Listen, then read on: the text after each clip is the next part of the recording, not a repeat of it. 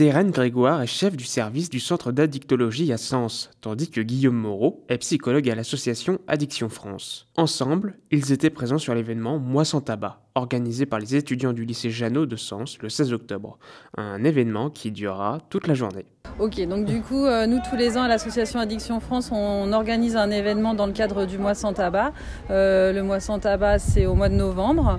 Donc l'idée, c'était de faire cet événement pour préparer le Mois sans tabac, donc de le faire sur le mois d'octobre.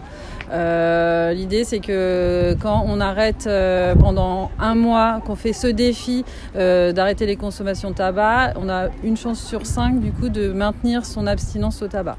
Donc ça, c'est vraiment l'idée de départ. Et puis après, comme l'a dit mon collègue Guillaume, au sein du lycée de Sens, on a une consultation jeunes consommateurs.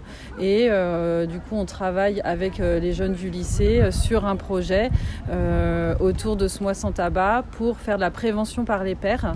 C'est-à-dire des jeunes qui montent un projet, qui organisent des ateliers santé sur la thématique de la prévention, tabac, alcool, cannabis, histoire de pouvoir avoir un comportement plus raisonné ou en tout cas de faire leurs propres choix quand ils sont face à des produits, des consommations. Dans l'addiction au tabac, en fait, il y a deux types de dépendance. Il y a la dépendance physique et la dépendance psychologique.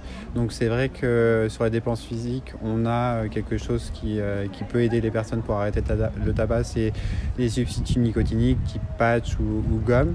Mais on a aussi, en fait, du côté de la dépendance psychologique, on va pouvoir travailler sur le plan de la psychothérapie et du coup travailler sur les comportements en fait associés. Travailler sur la gestuelle, travailler sur le comportemental, et la psychologie, elle est là aussi pour accompagner en fait les personnes à apprendre à gérer leurs émotions un peu différemment. On sait en fait que l'addiction, c'est une façon de réguler ses émotions, donc la psychothérapie a toute sa place en fait dans ce genre de prise en charge en fait. Du côté des élèves, Maria, Maëlys et Cassie sont les organisatrices d'un événement de sensibilisation, dans un objectif de prévention à destination des élèves. De nos jours, c'est 15% des jeunes qui sont fumeurs. Alors l'objectif du mois sans tabac, il prend tout son sens. Alors l'événement, c'est comme je vous l'ai expliqué, c'est pour faire de la prévention aux jeunes, pour qu'ils apprennent les risques sur le tabac, l'alcool, les puffs. Nous, on a intervenu parce que en tant qu'étudiants, on a un BTS à passer et dans notre matière gestion de projet, on a des compétences à apprendre et du coup c'est là qu'on intervient pour organiser la journée entière. Enfin, c'est quelque chose qui est à retenir. En novembre, le mois sans tabac invite chacun à relever un défi collectif, arrêter de fumer ensemble et pendant 30 jours. Un mois pour retrouver son souffle, son énergie et prouver qu'il est possible de changer, car chaque tentative compte et à chaque pas vers l'arrêt est une victoire.